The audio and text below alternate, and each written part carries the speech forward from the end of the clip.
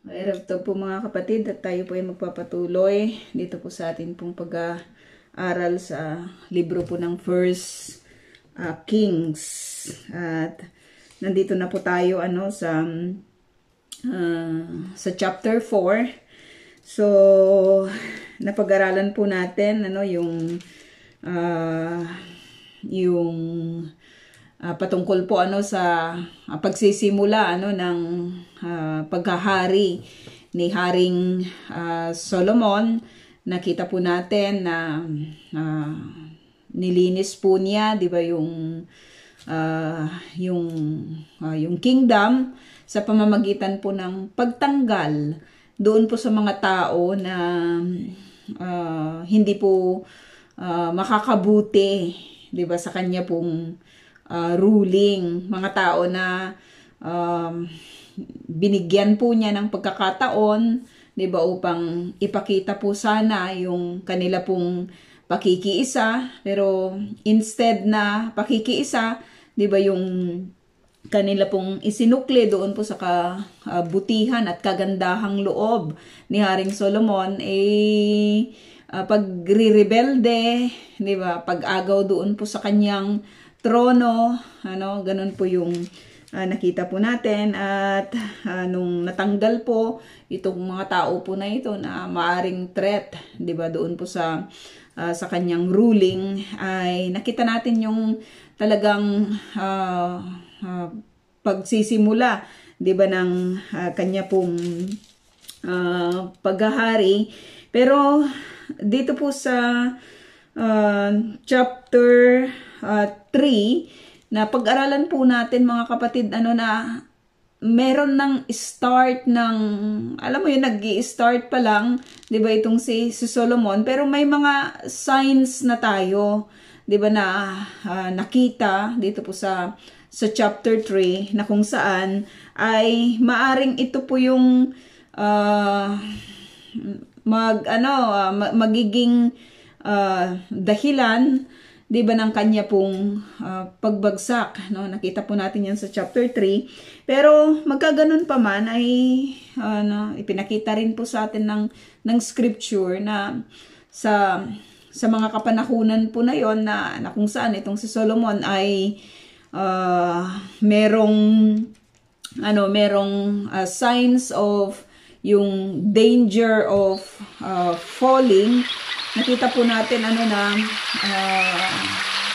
kinahabagan pa rin po siya, 'di ba, ng Panginoon by approaching him, by going to him at tanungin, 'di ba, kung ano yung kanyang naisin, ano yung kanyang gusto. At napakaganda po ng kanya pong hiningi sa Panginoon. Nakita natin yung kanyang paghatol doon po sa napakalaki, 'di ba, na maaring issue, 'di ba, sa kapanahunan po na 'yon sa kanya pong kingdom. At ngayon ay papag-aralan din po natin itong chapter 4 na kung saan ay makikilala po natin yung mga official ni Solomon. So kahit pala yung isang tao na napakataas, 'di ba, napakagaling, napakatalino, punong-puno po ng wisdom, ay makakakitaan po natin na siya rin po ay nagbibigay, 'di ba, ng kanya pong, nadidistract ako dun sa ni Lolo, sa hiyaw niya. Wait lang. Kahit napaka talino na po niya, 'di ba? Pero makikita po natin na meron pong mga tao din, 'di ba, nakasama po niya doon po sa pag-rule niya sa kingdom. Kasi makikita po natin dito na nag-organize, katulad ng kanyang amang si David, ay meron din po siyang mga opisyal, 'di ba, doon po sa kanyang kingdom, na kung titignan natin as a leader na lang, napakahirap naman na sa isang leader, kahit gaano man siya katalino, kahit gaano man siya punong-puno po ng wisdom, Pero kapag siya po yung lahat ng gumagawa, 'di ba? At hindi siya magtitiwala doon sa mga tao na maaring makatulong po sa kanya, mahihirapan lang talaga siya. Mahihirapan siya sa lahat. Siya na yung lahat ng gumagawa. Kahit sino, mahihirapan lang talaga kahit nga sa family, 'di ba? Kahit sa mismong mga pamilya. Kung yung tatay siya na lang lagi yung gumagawa. Diba, siya na nga yung naghahanap buhay, siya na nga yung nagtatrabaho, pagdating ng bahay, siya pa yung magluluto, siya pa yung maglalaba, siya lahat, siya yung maglilinis, siya lahat yung aako sa lahat ng responsibility, mapapagod po yun. Diba, at hindi po yun makakaganda din sa kanya. Hindi siya magtatagal as leader kapag ganun po yung kanyang ginawa.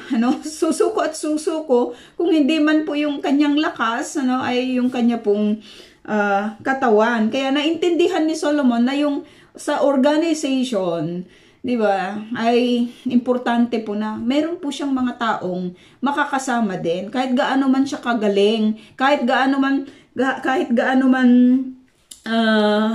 katalino, ulitin natin, kahit gaano man siya katalino, kailangan po niya ng mga tao na pwede po niyang asahan na makatulong sa pagganap ng kanya pong tungkulin. At kapag meron na pong mga tao na nakalagay dyan, di ba, kailangan yung pagtitiwala.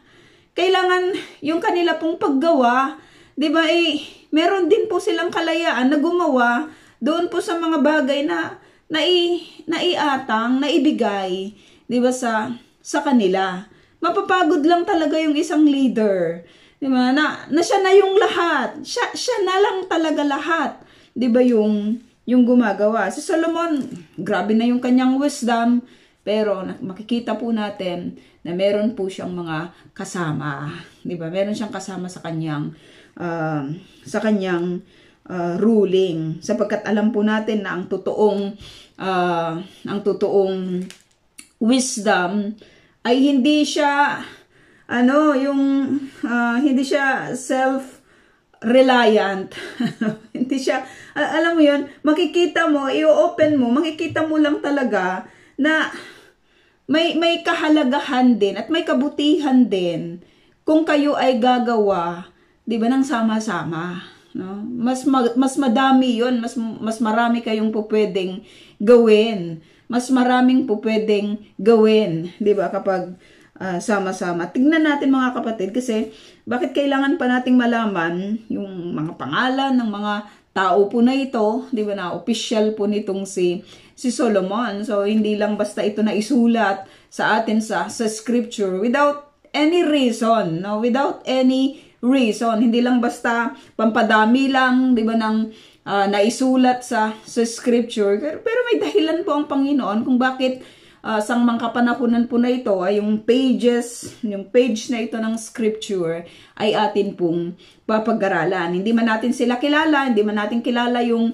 mga tao po na ito personally, pero marami po tayong matututunan, 'di ba, sa kanila pong buhay. At sabi dito sa verse 1 ng chapter 4 ng 1 Kings, ito ang matataas na official ni Solomon nang siya'y hari ng buong Israel. So ito yung mga matataas, sabi, no? Ito yung mga matataas na mga official nitong si Solomon. Sabi dito, pari. Una agad pari. Sabi niya, Asariya na anak ni Sadok. Kalihim ng pamahalaan, Elehoref at Ahias na mga anak ni Sisa. Magkapatid, no? Elehoref at Ahias na anak ni Sisa. Pero unang tignan natin, yung pinakaunang binanggit na official nitong si Solomon ay sino? Si Asariya. Itong si Asariya. Una agad ito na, sino itong si Asariya? Isa po siyang pari. Isa siyang priest. At alam po natin, 'di ba, yung tungkulin ng mga priest, tungkulin ng mga pari sa kapanahunan po na ito, sila po yung mga pinili ng Diyos na maglingkod, 'di ba, sa kanyang temple, sa tabernacle, basta kung sino po yung mga ginagamit po ng Lord pagdating po sa mga spiritual, 'di ba, na spiritual things, 'di ba, sa buhay po ng mga Israelita. At number 1 yon na ipinakita po sa atin ng scripture dito po sa chapter 4 na binanggit po sa atin na ang nangunguna sa mga matataas na opisyal na ito ni Solomon ay si Ahariya. Si Ahariya, na isang pari, at siya po ay anak ni Sadok.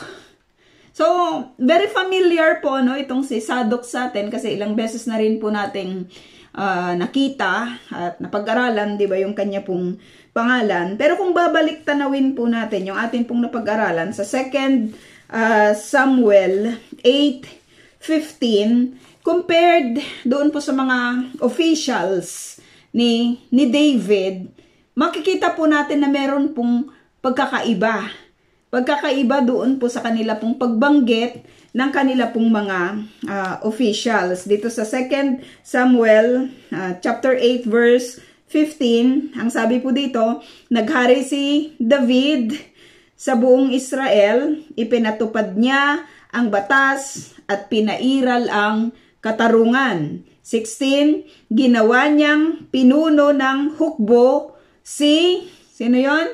Si Joab, na anak ni Sarias, si Jehoshaphat. And so, ang unang makikita po natin, kasi kapag lagi pong una na binabanggit sa atin ng scripture, nagbibigay po ito ng importance. Siya po yung siya yung pinaka na pinili, 'di ba, ng isang tao na pumili katulad po ng hari, at ang pinili po nitong si Haring David na pinakauna sa kanya pong mga tauhan, sa kanya pong mga opisyal ay si Joab. Si Joab, itong si Joab na nakita po natin na in-execute nitong si Haring Solomon. Si Joab po yung pinakauna, 'di ba, na hari, na pinakauna na pinili po ni Haring David na bilang kanyang pinakamataas among the rest ng kanya pong mga official. Dito kay Solomon, makikita po natin, mga kapatid, na ang una po niyang pinili ay isang pare. So ano po yung nito, ano yung kahalagahan nito sa atin? Maintindihan din po natin na yung ruling po nitong si David, 'di ba, ay dahil punong-puno po ito ng pakikipagdigma. Punong-puno po ito ng pakikipaglaban. Kaya maintindihan din natin na ang pinili po nitong si David ay si Joab, na talagang magaling, 'di ba, na mandirigma. Magaling, nakita natin siya. Lahat ng scheme ay kaya po niyang gawin, maipanalo lang niya yung kanya pong sarili. Lahat ng mga barriers, 'di ba, lahat ng mga threat doon po sa kanyang position ay kaya po niya yon i-eliminate, Kaya niyang walain, patayin, 'di ba, yung mga tao po na ito para po sa kanyang position. While dito po sa ruling po ni Solomon ay makakitaan po natin siya ng kapayapaan, Peace, yung binabanggit po sa atin, peaceful, 'di ba, itong pagro-rule ni Haring Solomon. Pero ang ganda lang kasi nito, kasi makikita lang po natin that in everything, kung nais ng isang tao, kung nais ng isang lugar, kung nais ng isang bayan, 'di ba, kung nais ng kahit na anong klase po ng organization or ng kahit mga iglesia, kung nais po natin pala ng kapayapaan, dapat alam natin kung ano po yung yung priority natin, 'di ba, na itinatayo. Kung sino yung mga tao na atin pong itinatayo. Nakita yun ni Solomon na in order for his kingdom to have that peaceful na na reign, dapat nangunguna po yung spirituality, mga kapatid. Nangunguna po yung pagpili po niya ng kanya pong mga tauhan, ng kanya pong mga opisyales, na itong mga tao po na ito ay may takot, 'di ba, sa Panginoon at naglilingkod sa Lord. Unang banggit ng kanyang matataas na opisyal ay pari po. Yung atin pong nakita. While kay David, kaya punong-puno ng kaguluhan punong-puno ng kaguluhan ang ruling ni David sapagkat ang nangunguna doon po sa kanya pong pag-rule, ang isang tao na katulad po ni Joab, na wala namang pagkilala sa mga spiritual na bagay. Wala namang pag-acknowledge sa Diyos, 'di ba, na pinaglilingkuran nitong si David. Wala, hindi natin nakakitaan itong si Joab na talagang may pagmamalasakit sa mga affairs, 'di ba, ng Panginoon. Nakita lang natin siya na pumasok doon po sa yung parang mayroon na po siyang spiritual connections, 'di ba, sa Panginoon nung siya po ay yung siya ay yung nalaman po niya na yung kanya pong buhay ay hindi na mapapabuti sa kamay po nitong si Solomon. Sa mga panahon ng kanyang desperation, dun po siya lumapit sa Panginoon, doon sa altar, 'di ba, ng Panginoon, pero huli na, 'di ba, yung lahat. So importante po 'yon na ang totoong wisdom, mga kapatid, ay alam po niya, 'di ba, yung kanya pong priority. At ang priority po na 'yon ay pagdating doon po sa mga spiritual things, 'di ba, ng Panginoon. Kasi may kaguluhan talaga kapag hindi po inuna, 'di ba, yung spiritual na bagay sa Panginoon. At sabi dito, kalihim ng pamahalaan, si Elihoref at Ahiyas na anak ni Sisa. So magkapatid, nakakatuwa lang na itong mga anak po na ito ni Sisa ay napili rin bilang mga matataas na opisyal nitong si Solomon. So may katangian itong mga magkapatid po na ito na talagang nakita ng hari na magiging katuwang niya at magiging kagamit-gamit doon po sa kanyang kingdom. Napakapalad po ng isang ama na katulad po nitong si Sisa na makapagpalaki ng mga ganitong mga anak, 'di ba, na may na makakakitaan ng potensyal ng paglilingkod. At hindi lang basta sa kung saan sila maglilingkod, kundi maglilingkod po sila, 'di ba, doon po sa kingdom na meron po itong si Solomon, Grabe lang yung pagpapalaki sa mga ganitong klase, 'di ba, ng tao, ng mga anak na talagang i-direct mo sila doon sa maayos na paglilingkod. Kasi bago ka pa naman mapili, 'di ba, na maging opisyales, matataas na ito na opisyales, maraming titignan, maraming i-consider. Marami ka nang napatunayan, 'di ba? Na magsisimula ka doon sa mga maliliit na task. Kaya nga importante yung mga maliliit na task Kasi kapag nagampanan mo 'yun ng maayos, ang scripture rin nagsasabi po sa atin na ipopromote ka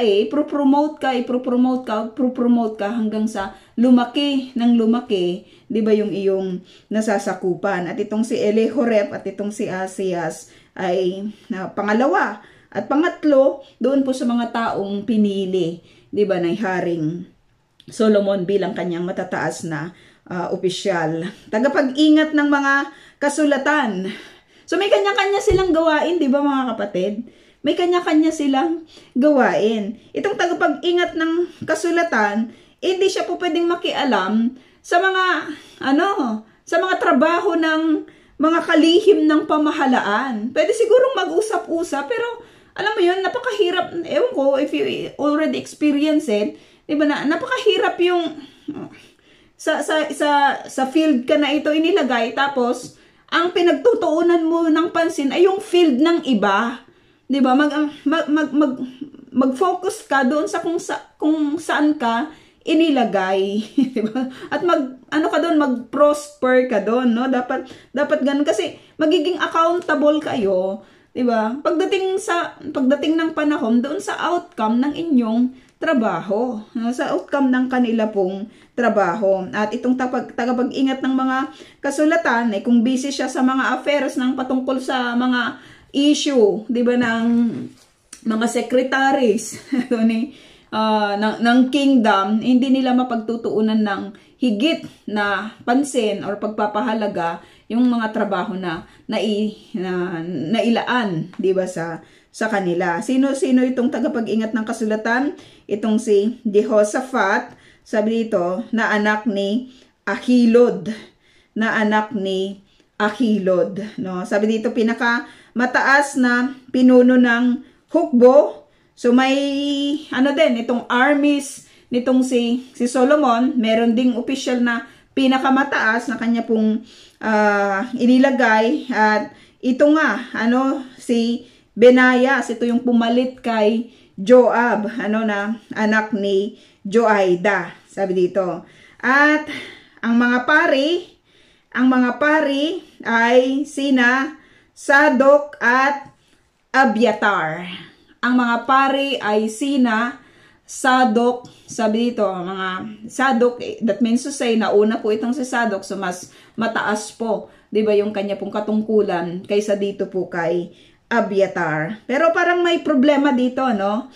May problema na makikita po natin dito kasi napag-aralan po natin sa mga sa previous na mga lessons po natin na itong si Abiatar ay inexpel, no? Pinaalis, pinabalik, tinanggal doon po sa kanyang katungkulan, no? Tinanggal siya doon po sa kanyang katungkulan as priest.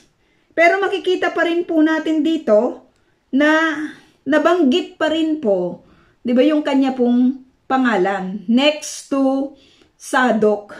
So na-preserve yung kanyang title, na-preserve po yung kanyang office. Lamang ay pwede nating sabihin, 'di ba, pwede nating sabihin, pare nga si Abiatar, pero hindi naman siya pwedeng mag-perform, 'di ba, ng kanyang tungkulin kasi nga tinanggalan siya ng karapatan. Tinanggal sa kanya, 'di ba, yung pagiging pare nitong si Solomon. Kailan lang, 'di ba, na napag-aralan po natin siya. At kung titingnan po natin, mga kapatid, 'di ba, ano ba yung lesson na maari po nating makita dito po sa nangyari kay Abiatar, nangyari dito kay Abiatar. Kasi kung position yung ating titignan, marami po kasing klase ng position, 'di ba, especially kahit sa kapanahunan po na ito. Pero anong halaga ng position mo? Anong halaga ng office ng isang tao kung wala naman sa kanya yung blessing ng Lord? Kung wala naman sa kanya, 'di ba, yung favor ng God.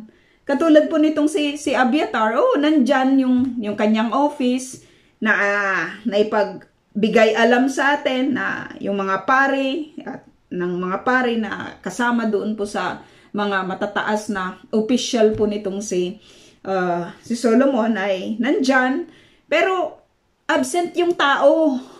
'Di ba? Absent si Abiatar kasi nga tinanggal siya ni Solomon. Tinanggal siya doon po sa doon sa kingdom, pinabalik siya doon sa kanyang lugar, as a fulfillment din doon po sa prophecy, 'di ba, ng patungkol po sa mga doon sa mga anak ni Eli. Nakita po natin 'yon, sa ating mga previous na pinag-aaralan. So precision are not that important, mga kapatid. 'Di ba, marami yung mga nag-aaway nang dahil po sa position, marami yung mga nagtataas ng kanila pong mga sarili, di ba, ng dahil po sa position. Pero yung absence po ng favor ng God, yung absence ng blessing ng God, doon po sa position na meron ang isang tao, ay hindi po yun maganda, di ba? Hindi yun kagamit-gamit. Hindi yun, ano bang tawag doon? Ang tinitignan kasi ng Lord, alam po natin yan kasi 'di ba nasa Lord po tayo, 'di ba? Naglilingkod. Yung position is temporary, 'di ba? Pero yung relationship sa Panginoon, yun po yung permanent. Kaya ilagay man tayo ng Panginoon sa position, kapag wala naman yung favor, 'di ba, ng Panginoon, hindi rin magiging maganda, 'di ba, yung outcome. Kasi kung titignan natin, babasahin natin ang lahat, yung from pages to pages of the scriptures, kahit po yung mga tao na wala sa posisyon ay kaya pong gamitin ng Lord para po sa kanyang glory. Para doon po sa kanyang glory. So kapag meron po tayong position in any kind ng position, importante po yung relationship natin, yung importante yung favor na nanggagaling sa Panginoon. Kasi mawawalan ng saysay yung lahat eh. At kapag meron po tayong position, gagamitin lang po talaga natin yon to give back yung glory sa Panginoon. O nandyan nga na preserve nga yung office mo. Pero wala naman itong si Abiathar eh. Hindi naman niya nagagampanan, 'di ba, yung kanyang tungkol. Hindi natin alam kung bakit in-include pa siya in this area, pero malaki po yung ating lesson, 'di ba, na makikita po dito na kahit wala kang posisyon sa Panginoon, kung okay naman yung relasyon, 'di ba, sa Lord, yun po yung totoong blessing. Yun yung totoong totoong pagpapala, 'di ba, na nanggagaling po sa Panginoon. Di mas lalo na kapag meron kang posisyon, 'di ba, pinili ka ng Panginoon and you are using it for the glory of God. Kasi minsan yung mga position na ito, sila yung nagiging dahilan pa, 'di ba? Upang maging mapagmataas yung tao, tapakan yung mga nasa ilalim niya, hindi tanggapin, 'di ba, yung ibang tao dahil ang tingin niya ay mas mataas siya, mas mataas yung kanyang position. Hindi po ganoon. Hindi po ganoon yung hindi maganda yung ganong bagay. Sabi dito, si Asarias, mga pari, sabi dito, Sadok at Abiathar. Nakakonect pa rin itong sabi dito. Tagapamahala ng punong lalawigan, sino? Si Asarias. At sino si Asarias? Sabi dito, anak siya ni Nathan. Siya po yung tagapamahala sa mga punong lalawigan. Ibig sabihin, siya yung pinakamataas sa lahat ng mga pinuno sa bawat lalawigan. Siya yung pinaka-leader po nila, itong si Asarias. At kung titignan natin, sino itong si Asarias? Siya po ay anak ni Nathan. Siya yung anak ni Nathan. Kasi may nagsasabi, 'di ba, na kasi may anak din si David, 'di ba, na Nathan din, yung kanya pong pangalan. Pero di kung anak po sana siya ni David, ay hindi natin alam, no, kung anak po siya ni David. Hindi naman siya binanggit po sa atin. Pero kung ito po ay anak ng dating napag-aralan po natin yung kanya pong buhay na si Propeta Nathan, makikita lang po na talaga natin yung good influence ng parents, good influence ng prophet, 'di ba, na ito na nakapag-grace po siya ng isang anak na katulad po nitong si Asarias, na siya po yung pinaka mataas. Siya po yung namamahala sa lahat ng mga sa lahat ng mga tao na naka-assigned doon po sa every lalawigan. No, minsan tatanungin na paano ba makapag-grace ng mga ganitong mga tao, 'di ba? Na po pwedeng yung hindi ka yung hindi siya lang magbibigay 'di ba ng kahihiyan, sa iyo as parent. At alam po natin ang scripture ay punong-puno din po siya, 'di ba, ng mga pangaral kung papaano po, 'di ba, makapag-raise ng mga tao na talagang maglilingkod, 'di ba, sa Panginoon. Kahit ang Proverbs punong-puno po siya, 'di ba, ng mga kasabihan, pagdating po doon po sa pagpapalaki, 'di ba, ng mga bata. So no doubt kung si Prophet Nathan man ito, nakakatuwa lang na yung isang anak niya ay ginawa, 'di ba, na pinakapinuno ng bawat mga leaders ng every lalawigan. At sabi dito, tagapayo ng hari ang paring si Sabud na anak ni Nathan din. Sa isang Nathan din ulit. Kaya kung sino man si Nathan, kung sino man ang Nathan po na ito, 'di ba, na binabanggit po sa atin, kung siya man si Prophet Nathan na binanggit dito sa una, o kung siya man ay anak ni David, kung ito mang si Sabud ay anak ng propeta po na ito, or automatically hindi naman si David, no? Pero yung priest may kasi, 'di ba, may account na kung saan itong si David ay ginampanan niya, 'di ba, yung mga priestly role, priestly role, na napag-aralan po natin sa mga previous. So whatever, nakapag-grace po yung mga tao po na ito, ng mga tao na kagamit-gamit sa kingdom po ng Lord through the reigning ni Solomon. At sino yung katiwala sa palasyo? Itong si Ahisar. Hindi man natin sila kilala, pero binabanggit po sa atin, yung mga tao po na ito. Tagapangasiwa sa sapilitang paggawa. May sapilitang paggawa pa, Adoniram na anak ni Abda.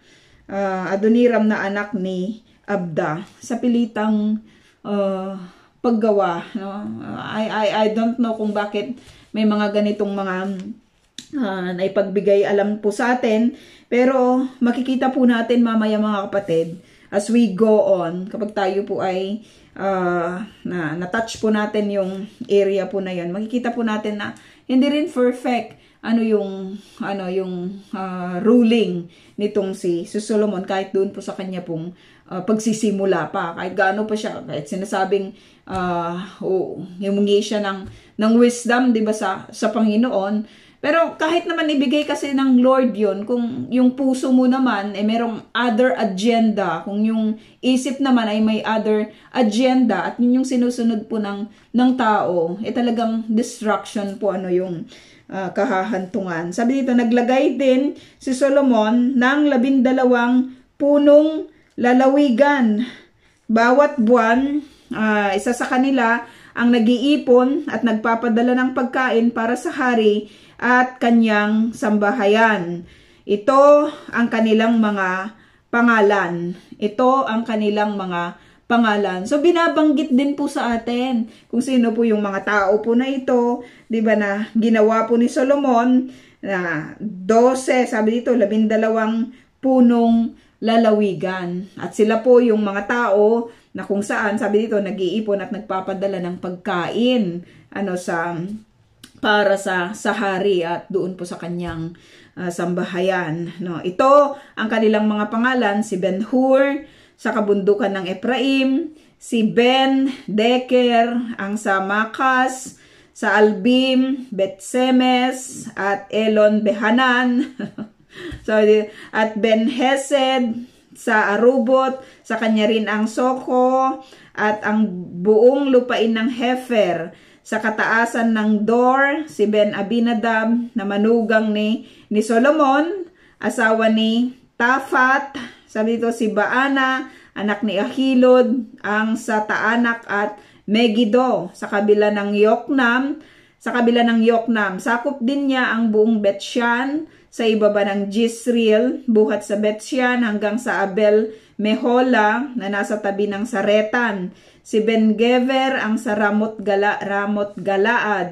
Kanya ang mga kakampo ni Yair na anak ni Manases sa lupain ng Gilead. Kanya rin ang sakop ng Argob sa lupain ng Bashan. 60 lunsod na napapaligiran ng pader at may kandadong tanso sa may tarangkahan.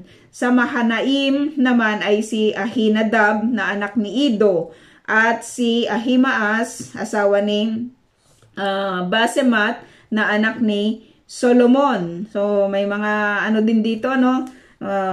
May mga connections din talaga by blood na nailagay din itong si Solomon, no? Ang sa Neftali, si Baana na anak ni Husay, ang sa Asher at sa Alot, at si Jehoshaphat na anak ni Parwa, ang sa Isakar. Sa Benjamin ay si Simei na anak ni Ela, samantalang si Geber na anak ni Uri ang inilagay niya sa Gilead, sa lupain ni Sihon, hari ng mga Amoreyo, at ni Og, hari ng Bashan, at mayroon pang isang pinuno sa mga sariling lupain ng hari. So marami siyang leaders. 'Di ba? Marami po siyang mga pinuno. So kung marami pong mga pinuno, mga kapatid, ibig sabihin nun, malaki talaga yung kingdom. 'Di ba? Na kanya pong pinamamahalaan. So maintindihan natin na kailangan niya talagang humingi ng wisdom, 'di ba, sa Panginoon. Kasi ang sabi niya, para pamahalaan ko ng maayos, 'di ba, yung kingdom na inyong ibinigay, 'di ba, sa akin. So marami po siya. Pero just imagine na lang, mga kapatid, na bakit ba kailangan pang sabihin sa atin, 'di ba, yung mga tao na ito, yung mga players na ito sa team po, yung mga contributors, 'di ba, sa team po na ito ni Solomon. Maganda kasi din na kahit naman sa kapanahonan natin na ito, it is really a joy kapag nababanggit din po yung ating pong mga pangalan, 'di ba? Na isasama doon sa team. Kaysa yung hindi ka pinili, 'di ba? Kasi hindi ka gamit-gamit or hindi ka itinatayo kasi wala ka naman talagang pagpapahalaga, no? Ang itinatayo lang naman talaga ay yung nakakakitaan, 'di ba, ng potensyal at pagpapahalaga doon po sa mga tungkulin na kanila pong natatanggap.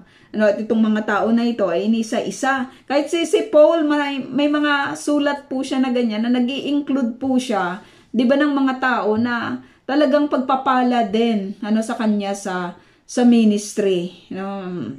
Makikita mo kasi kapag mahal mo talaga yung Panginoon, ipapakita niya lang talaga yung mga tao na hindi lahat ng mga tao na dumadating, hindi lahat ng mga tao na makakasama po natin ay may pagpapahalaga po sa Panginoon. Pero kung pipiliin po natin yung mga tao na talagang nag-i-struggle na makasunod po sa Lord, ito yung mga tao na magandang kasama, 'di ba, sa ministry. Yung makakatulong mo talaga, 'di ba, sa ministry. Makikita mo yung kanilang passion. Kasi kahit sa church, makita mo naman talaga yung passion ng isang tao Hindi sa pamamagitan ng kanyang pagsasalita, hindi sa pamamagitan ng mga lumalabas po sa kanyang mga bibig, kundi doon po sa kanyang paggawa. 'Di ba? Doon sa kanyang presensya, no? Doon sa kanyang stand, 'di ba? Doon sa lahat ng area, 'di ba, ng buhay niya ay makakakitaan mo siya ng tunay ng tunay na pagmamahal, 'di ba, sa Panginoon. Kasi kung tunay na mahal ng isang tao ang Lord, hindi po pwede lang talaga na hindi ito magningning, 'di ba, sa kanya pong buhay. Makikita mo lang talaga, hindi niya pwede itong itago Makikita at makikita, 'di ba, yung kanya pong yung resulta ng kanya pong spirituality, 'di ba? Yung spiritual, kasi kung mahal mo yung Panginoon, pipiliin mong makasama yung mga kapatid Pipiliin mong sumamba, 'di ba, sa kanya.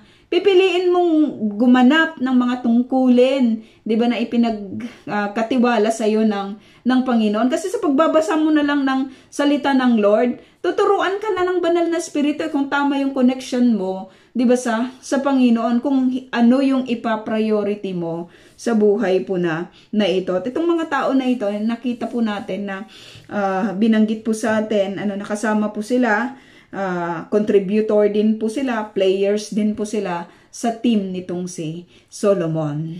At pagdating kaya ng panahon, mga kapatid, may include din kaya yung mga pangalan po natin sa aklat ng buhay na naging contributors tayo, naging players din tayo sa team ng God, sa team ng Panginoon. Kaya nga, napakasaya lang na natagpo po yun, na kung saan ka inilagay po ng Panginoon, magpo-prosper yung buhay mo. 'Di ba? Makikita yung kaningningan na tinanggap mo, 'di ba, sa Panginoon. Kasi players tayong lahat eh.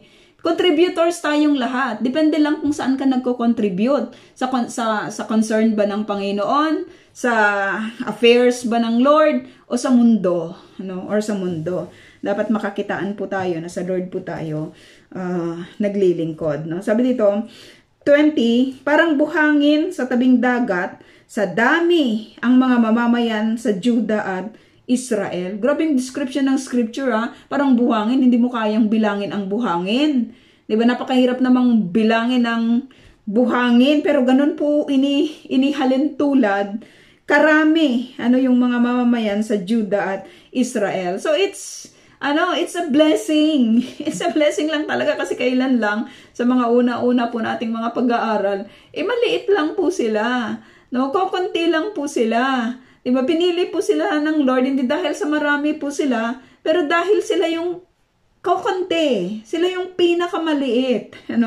Pero dito makikita po natin na talagang pinagpala po sila ng Lord, hindi lamang sa bilang ng mamamayan, kundi sabi dito, sagana sila sa pagkain at inumin at masaya silang namumuhay. So kapag ganun po yung description, masaya silang namumuhay, sagana sila sa lahat ng pagkain, madami sila. So may kapayapaan talaga, 'di ba? Sa pagro-rule po nitong si Solomon. Makikita po natin na may kapayapaan, may kasaganaan, walang digmaan, kasi kapag may digmaan, mga kapatid, magsusuffer lang talaga yung mga pagkain, kasi hindi ka po pwedeng magtanim ng maayos. Dito sa atin, naintindihan natin, 'di ba? Kasi kahit tahimik naman po yung buhay natin sa mga communities na kung saan nasan tayo, patuloy pa rin naman yung digmaan sa mga borders.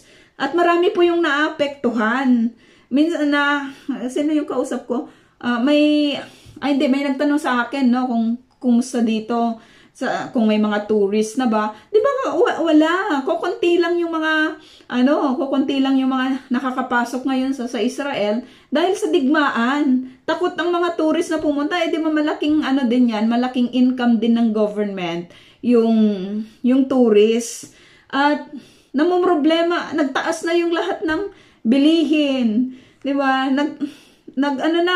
Pataas ng pataas. Namumroblema sila kung saan sila kukuha, 'di ba, maraming problema ang war.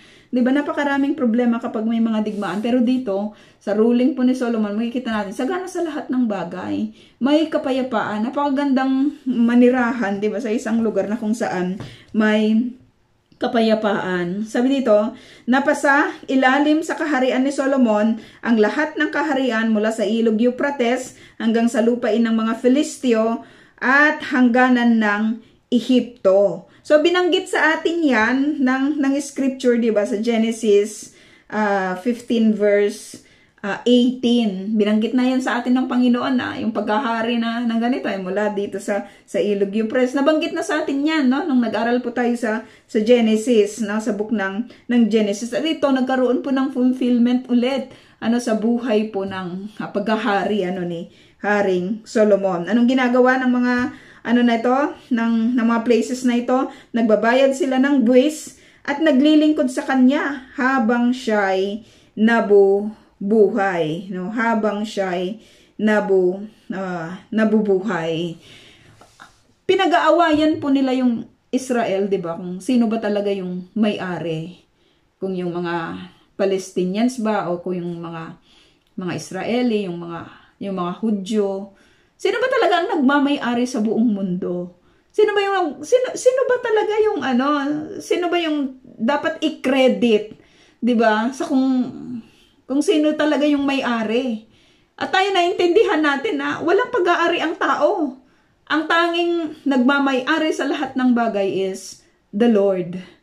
The Lord lang talaga, no? Kumbaga, katiwala lang po tayo sa kung saan po tayo inilagay, 'di ba, ng Panginoon. Kahit naman mga Pilipino tayo, dito tayo inilagay, magiging katiwala tayo ng lugar na ito sapagkat ito ay pag-aari ng Panginoon. Ilang tao na yung nagkandamatayan dahil sa kiniklaim po nila ng mga pag-aari po nila. Marami na, 'di ba? Pero kapag iisipin pala ng isang tao na ang lahat ng meron sa mundong ito ay pag-aari po ng Panginoon, may iba yung kanyang may iba yung kanyang pagtingin at pagpapahalaga, 'di ba, sa kung ano po yung ibinigay ng Panginoon. Ganito karami ang pagkaing nauubos ni Solomon, pati ito, no, binanggit sa atin.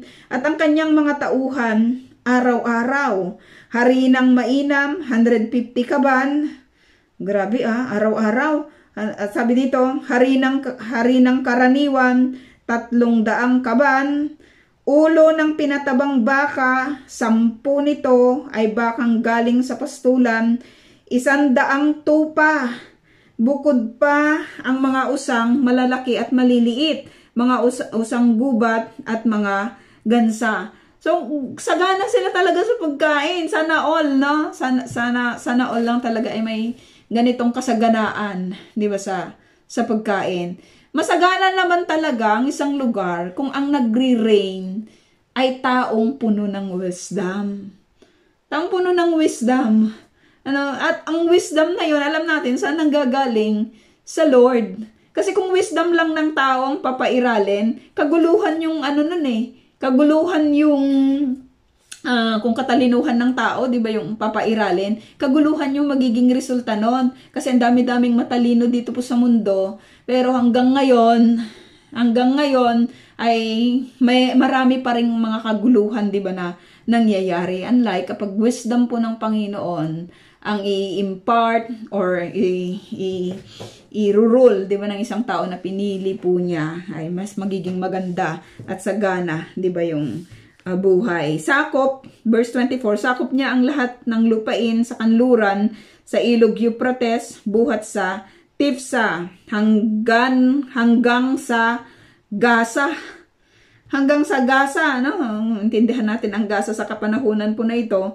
Pero back to the old times, especially dito sa scripture, kita naman po natin, 'di ba? Kung sino po yung mga nag-rule dati sa mga lugar na ito. At nagpasakop sa kanya ang lahat ng hari sa kanluran ng ilog, kaya't walang gumagambala sa kanyang kaharian. Habang nabubuhay si Solomon, ay mapayapa ang buong Juda at Israel. Mula sa Dan hanggang sa Beersheba, bawat pamilya ay may sariling punong ubas at punong igos, no? Punong igos, no? Itong punong ubas, no? Marami tayong pwedeng mapag-aralan diyan sa punong ubas. Pwede nating gamitin ng isang oras, no, sa pag-share ng tungkol sa punong ubas at maging itong puno ng igos. Pero that means to say, mga kapatid, na may kapayapaan lang talaga at kasaganaan kapag ang bawat pamilya, sabi dito, ay may sariling punong ubas at punong igos. At punong igos. Si Solomon ay may 40,000 kwadra ng kabayo para sa kanyang mga karwahe. At mayroon rin siyang 12,000 mga bayo. Doon sa unang portion ng pinag-aralan natin sa chapter 3, nakakita po tayo doon, di ba, ng cracks sa leadership po ni Solomon. Ano yon? Yung pagpili po niya ng kanya pong mapapangasawa. Di ba? Inasawa niya yung anak ng hari ng Ehipto sapagkat sa tingin po niya, Isa sa mga, hindi na niya dapat kailangan gawin yung mga bagay na yun kasi pinangako sa kanya ng Panginoon, di ba? Na magiging peaceful yung kanyang ruling. Pero ganun pa rin po yung kanyang ginawa. Napakahirap na, ano yon na move yon. Ito ba ay nagbigay ng kagandahan sa ruling ni Solomon? Or nagbigay din ito ng dahilan, di ba, upang magkasala itong si Solomon. Any kind of, any kind of disobedience sa Panginoon, hindi po yun makakabuti. At pangalawang cracks sa kanya pong leadership ay itong makikita po natin dito po sa verse 26. Anong ginawa niya? May kapayapaan na nga sa lupain, may kasaganaan na sa lupain, na-inlove pa siya sa mga kabayo at mga karwahe. At hindi lang isang kabayo, kundi ilan? Sabi dito, 40,000 kwadra ng kabayo. Ang dami niyang inacquire na mga horses. At meron pa siyang mga 12,000, di ba na, mga bayo. Maintindihan natin mga kapatid, na ipinagpauna sa kanila ng Lord. Isinulat yan sa Deuteronomy. Makikita po natin yan sa Deuteronomy 17:16 na dapat ang hari hindi siya nag-acquire, di ba, ng maraming mga horses at maraming mga karwahe. Bakit? Kasi gusto ng Lord na ibigay nila yung kanilang trust sa Panginoon. Kasi kaya naman ng Lord lahat di ba? Pero ang danger kasi kapag magkaroon ka ng mga ganitong mga bagay, ay magkakaroon ka ng pride. Di ba? Magkakaroon ng pride ng isang tao at mapuput yung kanilang confidence nang dahil doon po sa kanilang mga kabayo na ginagamit ng mabilisan, di ba, sa mga wars, doon po nila ipuput yung kanilang confidence at hindi sa Panginoon. Kaya sabi ng Lord sa kanila, huwag kayong mag-a-acquire, lalo na isa kang hari, huwag mag-a-acquire ng maraming mga. So dito makikita natin pangalawang cracks, di ba, sa leadership po nitong si Solomon. Lahat ng pagbagsak, mga kapatid, nagsisimula yan sa mga maliliit na mga disobedience sa Panginoon. Kaya kapag may mga maliliit lang talaga na pagsuway sa Panginoon, asahan mo yan na kapag hindi talaga sinubmit ng totohanan sa Panginoon, magiging dahilan yan sa pagbagsak, di ba, ng kahit na sino man. Sabi dito, ang 12 punong lalawigan ang nagpapadala ng mga pagkain at lahat ng pangangailangan ni Solomon at ang mga tauhang pinapakain niya. Bawat isa'y isang buwan,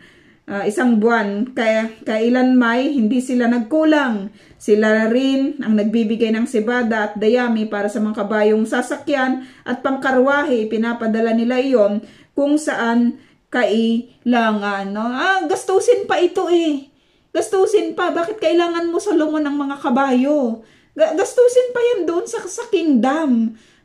Kasi doon mabuti na kung talagang horse lover ka, 40,000 yun. Grabe naman yun. Di ba? Grabe naman kadami nun. So, gastusin pa yun ng kingdom. Walang kapantay ang katalinuhan at karunungang ipinagkaloob ni Yahweh kay Solomon. Walang katulad ang kanyang kaalaman. Ito ay higit sa karunungan ng lahat ng mga matatalinong tao sa silangan at sa buong Ehipto. Mas marunong siya kaysa sino mang tao. Mas marunong siya kay Ethan na mula sa angkan ni Ezra at kina Heman, Kalkol, Darda na mga anak ni Makol, na anak ni Makol. So, ipinagbigay alam sa atin na siya po yung pinakamatalino, pinakamarunong sa lahat ng mga marurunong sa kapanahunan po na iyon. Pero may dalawang tao po dito na makikita po natin, itong si Ezra at saka itong si Heman. Kasi nabanggit din po sa atin sa book ng Psalms na itong dalawa po na ito ay mga nagsulat ng meron po silang sinulat din na libro ng Psalms. Mga lingkod po sila ng Panginoon. Sa Psalm 88 at saka sa Psalm 89, makikita po natin na yung sinulat po nila, itong sina Ezra at saka itong si Ethan, si Heman, si Ezra at si Ethan, na mula sa angkan ni Ezra, sabi dito, at kinahiman, sabi dito, kinahiman, tapos Kalkol, Darda, na mga anak ni Makol. At mga kapatid, kung babasahin po natin yung Psalm 88 at saka yung Psalm 89, makikita po natin yung mga tao po na ito ay nagmamahal po sa Panginoon. At yung maungusan ka ng isang katulad po nitong si Solomon na napakatalino, napakagaling, napakamarunong, makikita po natin na wala pong jealousy in their part. Di ba? Walang jealousy in their part, no? Kumbaga, meron ng naisilang na mas matalino pa, 'di ba, kaysa sa kanila. Kapag parehas na naglilingkod sa Panginoon, dapat walang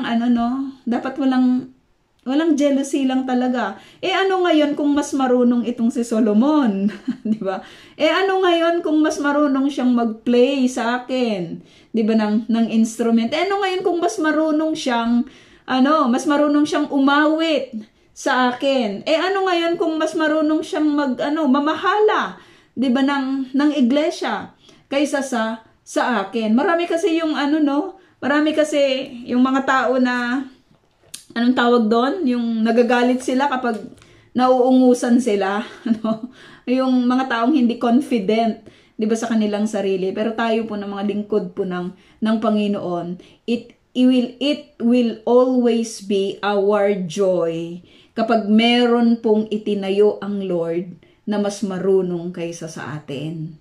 'Di ba? Yung alam mo, yung masaya ka dahil ginagamit siya ng Panginoon. Masaya ka dahil mas magaling siya, 'di ba, kaysa sa iyo. Hindi mas magaling ako. Hindi, kasiyahan natin ang makita ang ibang tao na itatayo ng Panginoon, lalo na sa paglilingkod sa Lord. Kasiyahan natin na makita. Do you feel that joy, mga kapatid, kapag nakaka-encounter kayo ng mga kapatid na mas marunong kaysa sa inyo? Di ba? Or hindi ganon, di ba? Hindi ganon, di naman ganon. Pero itong dalawa po na ito na sumulat sa 88 at saka 89 ng Psalm, hindi yun problema sa kanila. 'Di ba, na mas marunong itong si Solomon kaysa sa kanila. They just do their part. They just obey the Lord. Kasi kung babasahin natin yung kanila pong mga sinulat, makikita po natin doon yung kanila pong pagmamahal, 'di ba, sa Panginoon. So sa ministry, hindi competition Wala lang talagang competition 'yon.